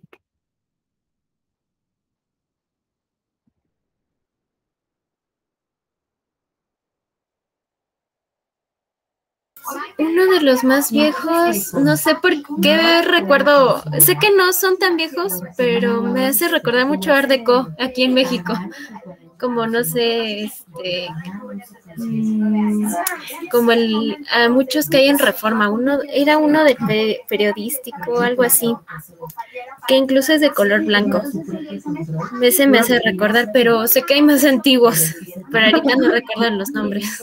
Ok, muy bien. Bueno, sí viene, creo, sí hay una historia de los edificios verticales, definitivamente hay una historia, y la Torre Latinoamericana, ¿en qué año se hizo doctor José Antonio? Más o menos en los 70. Esta torre se hizo en los años 50, En los ¿verdad? 50. En los 50. Acuérdense que el primer rascacielos que hubo como tal en la Ciudad de México y en el país fue la Nacional, que está casi enfrente de la Torre Latinoamericana. Ya no lo vemos como rascacielos porque pues está chaparrito, ¿verdad? Con respecto a la Torre Latinoamericana simplemente, pero digamos, ese fue uno de los primeros rascacielos y todavía, digamos, imagínense el tamaño en altura de la Ciudad de México en aquellas décadas, ¿no? Años 30, años 40, o sea, era una ciudad tal vez de pocos pisos de altura. Esto ha ido variando, sobre todo en el siglo XXI, cuando ya han construido lo que son las torres, ¿verdad? Torre Reforma fue la primera gran torre, ¿verdad? Después ya porque mucho tiempo en México, en la Ciudad de México, fue la Torre Latinoamericana, el edificio más alto. Vino la Torre Reforma y las que vienen sus vecinas, ¿no? Que están por ahí, ¿verdad? En las manzanas colindantes, bueno, cercas, ¿no? Del entorno. Y poco a poco se han ido construyendo otro tipo de torres, ¿verdad? En las cuales muchos egresados de aquí de la escuela pues han participado, ¿va? En su construcción, ¿verdad? Torre Vancomer, la que se me viene ya más reciente, más moderna, ¿no? Torre Vancomer, y hay otras, ¿no? En Santa Fe, obviamente, vemos hacia allá, no sé, yo tuve una vez la oportunidad de ir a la Universidad Centro, que está enfrente del Panteón Civil de Dolores, ¿verdad? Ya por Chapultepec, por la tercera sección de Chapultepec, y ellos tienen un mirador espectacular, ¿verdad? Porque es un mirador, no, digamos, no construido como mirador, sino simplemente que el edificio de la universidad, que la universidad es muy pequeña, ¿verdad? Con respecto a, yo creo que es más pequeño el terreno que la propia ciudad de Camachalco, ¿no? ¿Verdad? Pero, digamos, con la altura que tenía ese edificio principal de la universidad, se podría alcanzar ver una panorama, digamos, muy amplia de la Ciudad de México, porque donde estaba ubicado, pues no había edificios altos hacia ese lado de la ciudad, y se podía ver Santa Fe, y se podía ver muchas cosas, ¿no? Y obviamente destacaban estas torres corporativas, ¿no? De Santa Fe, que tú veías, decías, ese es Santa Fe, ¿verdad? Y luego lo identificabas, ¿no? Santa Fe por estas torres, estos corporativos, esos espacios de oficina que destacaban, ¿no? En el paisaje de la Ciudad de México. Y esto, digamos, es algo que no debemos de olvidar, digamos, la construcción de espacios, si bien es cierto, como dice la maestra, ya hay poco espacio, ¿no? Para poder construir, ¿verdad? Todavía se están llegando a construir estos grandes torres, ¿verdad? Ahora con los avances tecnológicos que tenemos, pues ya se puede, digamos, construir, aunque siga siendo, digamos, esta ciudad está sentada en una zona sísmica, ¿va? Y no podemos, y tener el aeropuerto, porque también es otro elemento, el Aeropuerto Internacional de México, al estar dentro de la ciudad, que es algo poco común a nivel mundial, que un aeropuerto esté dentro de una ciudad, ¿verdad? También demanda que, por ejemplo, hacia el oriente no se puedan construir edificios grandes, y por eso muchos de estos corporativos, pues jamás piensan en asentarse al oriente de la ciudad, porque no podían construir un edificio de esas dimensiones y esas características por las limitaciones que impone el radio de aterrizaje de los aviones hacia el Aeropuerto Internacional de la Ciudad de México. Pero todo esto, digamos, es muy importante y cómo ha ido variando y ha ido evolucionando. Por ejemplo, si uno ve la historia de Paseo de la Reforma en fotografías, va a ver cómo es impresionante. Uno ve fotografías antiguas de cómo era la Reforma, los años 50, 60, 40, ya ni hablemos más atrás, ¿no? Pero cómo ha ido variando. Reforma es una avenida que sobre todo en su, vamos a decir, en su tramo, vamos a decir, más tradicional, que va de la altura, de ¿no? Chapultepec. de Chapultepec a la altura, ¿no? Donde está la Alameda Central, más o menos ahí es la parte tradicional, porque luego hay una extensión ¿no? de Reforma hacia uno y hacia otro lado, ¿no?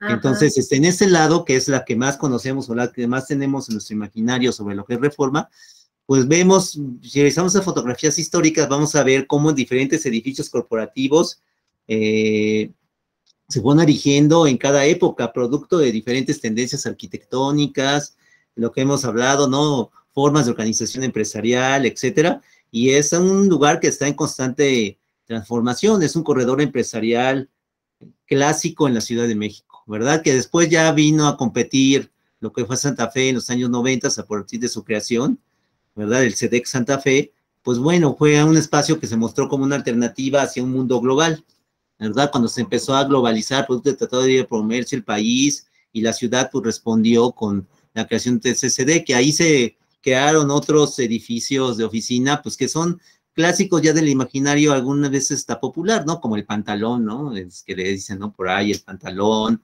o está la lavadora, ¿no? Etcétera, que son nombres que, coloquiales que se le ponen a estas diseños de firma de, digamos, arquitectos famosos como Agustín Hernández o Teodoro González de León, ¿verdad? Respectivamente, ¿no? Teodoro con el pantalón y la lavadora con Agustín Hernández, ¿no? Que bueno, que ellos realmente también... se llama el Calac Mall y el corporativo Bosques Sí, Arcos. y que no fueron diseñados ni para que les dijeran de esa manera, ¿no? Pero bueno, esa es una manera de cómo se la apropia popularmente, ¿no? La sociedad, ¿verdad? Ellos obviamente tienen conceptos de diseño, si revisamos libros, etcétera, de cómo los diseñaron, pues su idea totalmente otra, ¿no? A que jamás empezaron en una lavadora ni en un pantalón para poder hacer eso, ¿no? Claro, Pero bueno, ese es supuesto otro camino, ¿no? Pero bueno, Aura, esto... doctor Aura también quiere participar. Ah, pues órale, muy bien, tienes la palabra. Aura, ¿qué querías comentar? Hola, profesora, buenas tardes. Hola, buenas tardes. Bueno, quería a lo mejor un poco romper con la discusión que están teniendo tan específica de las oficinas o los edificios corporativos aquí en la Ciudad de México y retomar un poco sobre la relación que hablaba con el cine durante pues la exposición. Me gusta mucho cómo termina o cómo concluye el tema con que el cine se influencia de la arquitectura y consecutivamente los arquitectos al ver los filmes pues tomamos inspiración y notas sobre cómo tenemos que seguir diseñando los espacios, ¿no? Me parece interesante desde el punto de vista un poco le corbusiano de que los arquitectos diseñamos el escenario en el que el hombre desarrolla su vida. Y este escenario, pues en las películas se ve de cierta forma como exagerado, agrandado, porque en una película, pues los espacios arquitectónicos muchas veces sirven como para guiar la trama, como recursos para la narrativa y a veces incluso como personajes. Entonces nosotros percibimos este espacio arquitectónico en las películas pues desde un punto de vista como ajeno, ¿no? O sea, siendo arquitectos tenemos una vista cuando diseñamos y ya cuando vemos el edificio que diseñamos o que alguien más diseñó en una película, pues estamos viendo la experiencia del director a través de su cámara, ¿no? O sea, cómo es que las personas experimentan los edificios que nosotros proyectamos, porque nosotros podemos pensar que vamos a hacer un espacio corporativo que va a ser, no sé, amable o que va a ser tranquilo, que va a proporcionar cierta, pues una sensación específica para la gente que lo habite. Y otra cosa muy diferente va a ser cuando veamos realmente qué es lo que siente la gente, ¿no? Qué carácter les da a estos edificios. Y pues nosotros como la siguiente generación, como menciona, creo que es importante que tomemos en cuenta pues qué queremos que se transmita, ¿no? Para el futuro, cómo queremos que nos influyan estas ¿Y cómo se va a apropiar la sociedad de esos espacios que ustedes van a construir, ¿no? Y si realmente se va a apropiar la sociedad de ellos, porque algo que también planteo es que estos espacios son espacios de exclusividad, no nos sentimos tan a gustos todos en ellos, o sea, ni siquiera realmente los podemos desarrollar tan libremente dentro de estos espacios. Muchas veces nos vemos incluso segregados de ellos, nos vemos limitados. Yo no sé si alguno de ustedes ha ido a Antara, que tenemos muy cerquita de la escuela, por ejemplo, y bueno, uno va rapidito ahí a Antara a lo mejor a echarse un cafecito, un heladito o algo así, pero el espacio no es muy inclusivo hacia cualquier estrato económico de la sociedad. Quisiera también, muchísimas gracias, Aura. Quisiera también que leyéramos lo que puso este Francisco Javier, doctor, si puede leer ahí en el chat. Muchísimas gracias, Aura. Gracias a usted, profesora. De nada. No te escuchamos, doctor José Antonio. Perdón. Gracias, le agradecemos mucho a Francisco Javier que nos haya escrito este comentario en el chat y invito a los demás a que puedan hacerlo también por esta vía. Y nos dice, pienso que es bueno tener influencias del éxito de otros países en el aspecto laboral, corporativo, pero no deberíamos adoptar ni pretender llegar a replicar estos modelos que nos presenta el cine. El deber del arquitecto siempre es proponer nuevas ideas. Y la nueva normalidad nos ha dado un gran llamado a adoptar modelos híbridos. El sector corporativo debería adecuarse a esto y no buscar construir rascacielos que funcionan más como esculturas en la ciudad. Muchísimas gracias, Francisco Javier. Oye, y entonces a lo que dices, ¿cómo vislumbras estos espacios después de la pandemia? ¿Qué crees que suceda con ellos? Anímate a hablar en el micrófono, por favor. No nos vayas a contestar en el chat. Es que como que luego falla el internet, pero espero no se corte. Menciono esto porque hay muchos edificios corporativos, empezando por la Avenida Reforma, ahorita que la mencionaban, que son prácticamente rascacielos que ni siquiera están ocupados en su totalidad. Prácticamente esto nos está diciendo que los arquitectos están buscando más el reconocimiento, que estos espacios se vuelvan funcionales. Una propuesta que ahorita se me ocurre muy rápida podría ser que estos edificios que son meramente corporativos se transformen a edificios mixtos, ¿no? Este planteamiento de edificios mixtos siempre ha funcionado y también se puede replicar en estos espacios al ya demostrarnos que la oficina también puede ser un lugar recreativo como las oficinas de Google, ¿no? Por ejemplo. Interesante propuesta la que haces, Francisco. Fíjate que me has dado más ideas para mi tema de investigación.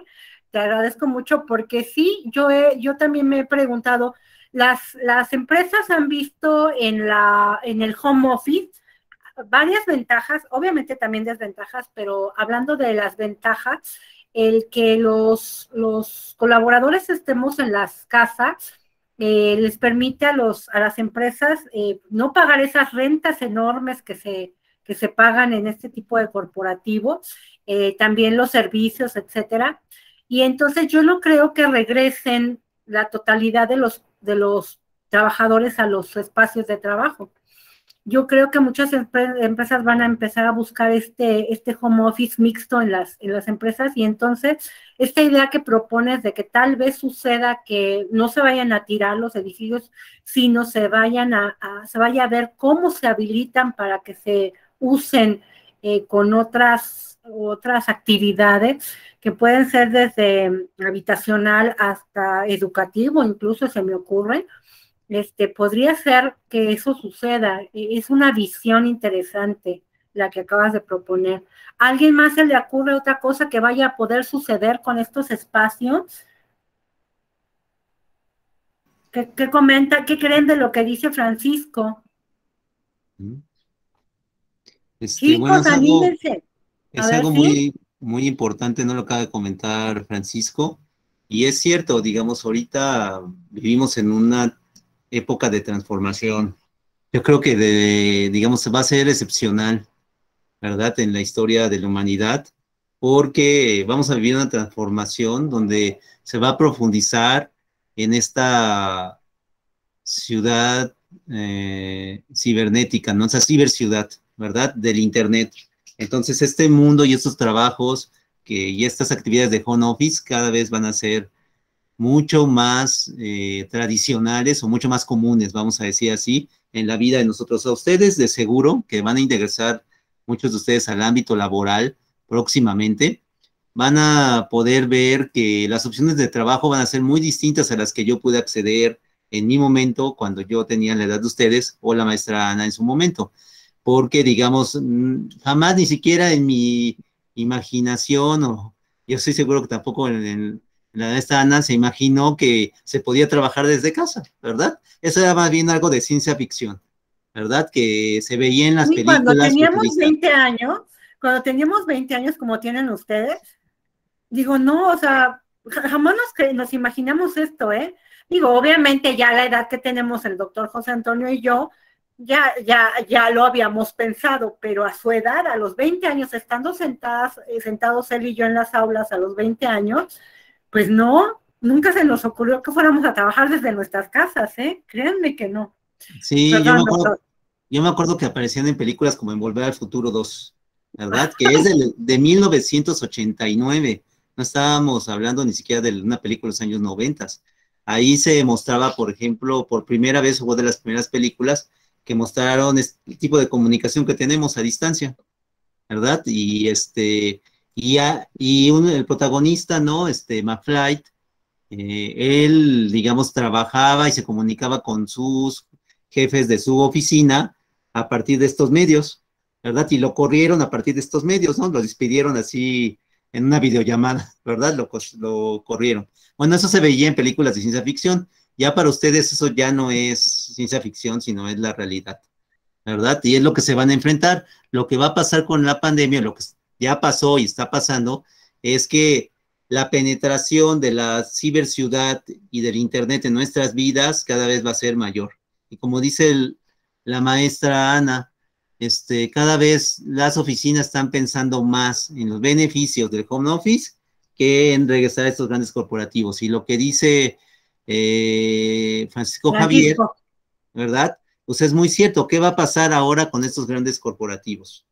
¿Verdad? Porque a lo mejor ya no son necesarios, a lo mejor muchos van a decir, ¿sabes qué? Pues ya para que construya un gran corporativo, ahora eso lo voy a tener, ¿no? De otra manera, ¿verdad? Con trabajo en home office puedo hacer lo mismo y a lo mejor las necesidades de espacios de oficinas cada vez van a ser mucho mayores. ¿Quién quita, no? Que torres como la torre de Vancomer tal vez sean las últimas que se construyan, ¿verdad? En este país o, digamos, en muchas ciudades, ¿no?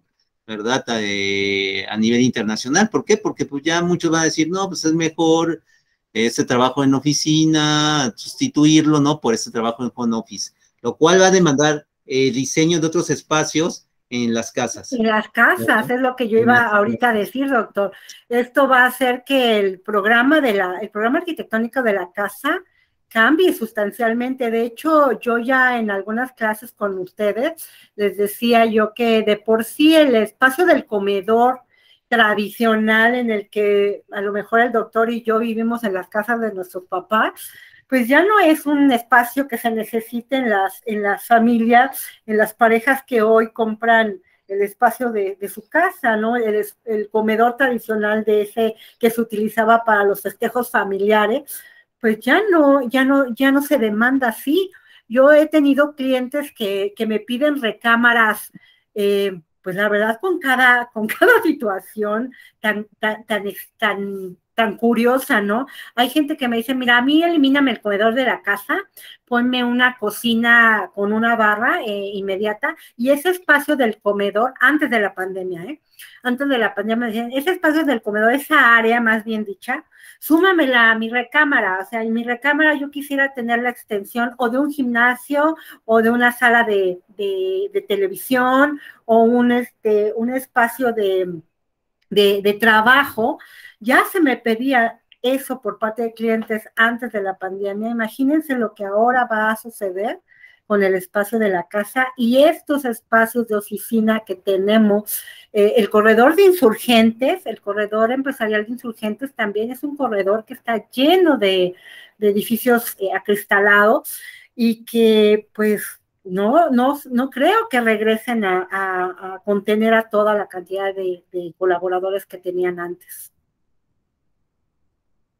Sí, eso es cierto, ¿no? Y todo esto va a haber un cambio, ¿no? Porque se necesita más espacios para estudiar y para trabajar en casa. Ahora ya antes no se pensaba, pero ahora va a ser tal vez una necesidad, porque ahora las nuevas empresas o las empresas van a empezar a contratar gente, pero que disponga de estos espacios. Tal vez, ¿no? Van a decir entre los requisitos, ¿no? Pues sí, tú vas a trabajar en tu casa, tú tienes que tener tu espacio para tu computadora, tú tienes que tener acceso a internet, tú tienes que tener todo esto, ¿no? En tu casa. Y ya, porque esos espacios a lo mejor ya no van a ser proporcionados por las propias empresas, ¿no? O van a ser, digamos, con otras características, ¿no? Ya más mínimos, más restringidos, solamente para reuniones presenciales muy específicas, ¿no? Que se requieren. ¿Verdad? Yo Y les eso quería hacer otra pregunta, doctor, a los alumnos, sí. a los asistentes. Yo planteo de alguna forma también en mi investigación que esta idea de verticalidad de los corporativos genera, es aspiracional, es como el decir, ya cuando el espacio me lleva a la cima. ¿Qué opinan ustedes de esto? ¿Ustedes siguen pensando así, se reafirman así, cuál es su idea del espacio empresarial en cuanto a esta cuestión de lo aspiracional que genera la idea de una torre vertical? ¿Qué me pueden decir de eso? ¿Quién me ayuda? ¿Nadie? Pues bueno, es algo importante, ¿no? Tomar en cuenta que los diseñadores de espacios urbanos y arquitectónicos, pues contribuyen mucho a estas ideas, a impulsar estas ideas, ¿verdad? De plantear esa concepción del edificio corporativo tipo torre como parte de esa idea de éxito, ¿verdad? Entonces, es algo que sí, digamos, forma parte de nuestro quehacer y es algo que el cine ayuda, digamos, a impulsar también, obviamente, ¿no? Como ya lo habíamos hablado anteriormente, ¿no? Es algo que sí debemos de reflexionar y cómo está implantada esta idea en nosotros, en nuestro imaginario, ¿verdad? Y que a veces no lo reflexionamos. Aquí yo creo que la idea es también invitarlos a la reflexión, ¿verdad? De por qué pensamos de esa manera, por qué diseñamos estos espacios tomando estas imágenes, estos estereotipos de lo que debería de ser ese, digamos, en este caso es un espacio de éxito, vamos a decir así, ¿verdad? Un espacio al día y a la vanguardia, en Y que se términos... liga con el poder también, ¿no, doctor José Antonio? Es un Sí, espacio de claro. éxito, pero también un espacio del poder. Sí, principalmente del poder económico, Ajá. ¿verdad? Principalmente del poder económico, aunque bueno, también hay otros tipos de poderes como el político que también, a lo mejor en menor medida han utilizado este tipo de espacios, ¿no? Se asocia más al poder económico, este tipo de construcciones. En ese Así es. sentido, pues algo muy importante y que deberían ustedes de reflexionar y plantearse, ¿no? Como parte, ¿no? De su desarrollo como profesionistas y su quehacer que van a tener en el ámbito profesional. Así es. Cuando ustedes vayan a hacer sus propuestas, pues realmente evaluar de una forma crítica, en un pensamiento crítico, si van a seguir sobre estas ideas o van a ser aquella generación que va a marcar otra tendencia, va a marcar otras posibilidades dentro del espacio que ya no se asocien a estas ideas del poder económico a través de la verticalidad y del espacio jerarquizado por el tamaño. Ustedes son una generación que hablan más de igualdad, de colaboración, de participación, y que creo que se va a ver reflejado en los espacios que ustedes diseñen, pero no estoy completamente segura porque pues no los oigo, no sé qué opinen. Uh-huh. Levantó la mano Melissa. Melissa. A ver, Melissa. Sí, Melissa. Pues eso quiere decir que que tal vez toda la arquitectura va a ser siempre representativa de algo, como ustedes decían, representa economía. Entonces, a la vez, la arquitectura representa en cuestiones empresariales un clasicismo, ¿no? También entre la ciudad. ¿Un qué, perdón? Un clasicismo. O sea, ser clásico. ¿Te refieres por la a forma. separar los estratos, a separar a los estratos de clases sociales por las clases? ¿A eso te refieres? ¿O al clasicismo de la arquitectura? Sí, o sea, clásica? me refiero más bien a que un edificio siempre va a representar eso, ¿no? Pero creo que se nota en, por ejemplo, cuando estamos en Reforma, cada edificio tiene su forma, su concepto, y ahí estamos notando qué tan, bueno, su poder económico inclusive. Ajá. Entonces, podemos decir lo que es la arquitectura empresarial representa una forma también de clasicismo, ¿no? Sí, de hecho, sí. De hecho, este tipo de arquitectura marca más la diferenciación de clases, efectivamente, pero es esta estratificación que existe en la sociedad a partir de los recursos económicos y que se manifiestan en los materiales, en las alturas, en las formas, etcétera. Muy bien, bueno, gracias. Muchas gracias, ¿no, Melissa? Y gracias a todos por haber asistido. Le agradecemos mucho a la maestra Ana Hernández Trevilla, ¿no? A Graciela Hernández Trevilla por habernos dado esta excelente conferencia. Y me gustaría hacer un último comentario. La arquitectura es, como decía un libro, que por ahí lo pueden encontrar todavía en internet, es un medio de comunicación masivo. Hay una obra que se llama La arquitectura como más medio, ¿verdad? Donde pueden abordar más de esto. Entonces, nosotros como arquitectos comunicamos a partir de nuestras construcciones. Y en el ámbito que estamos trabajando ahorita, que es el ámbito empresarial, pues eso es muy evidente. Imagínense que todavía esa comunicación se potencializa a partir de la representación que se hace de esos espacios arquitectónicos y urbanos en las películas, ¿verdad? Lo que pasa es que se potencializa porque el poder masivo de comunicación de la arquitectura es retomado por otro medio de comunicación masiva como es el séptimo arte y todas las plataformas donde se puede difundir a través del streaming, a partir de otras de redes sociales en internet, de la propia televisión, etcétera, y esa comunicación que tenemos, ¿verdad? Como arquitectos, va a llegar a muchas más personas y a muchas más generaciones de habitantes de nuestra sociedad. Entonces, lo que comuniquemos con los edificios que nosotros construimos, no es algo que se va a quedar solamente para los 2 o 3 que lo van a ver presencialmente, por decir algo, sino que va a permear y está permeando en otras partes, ¿no?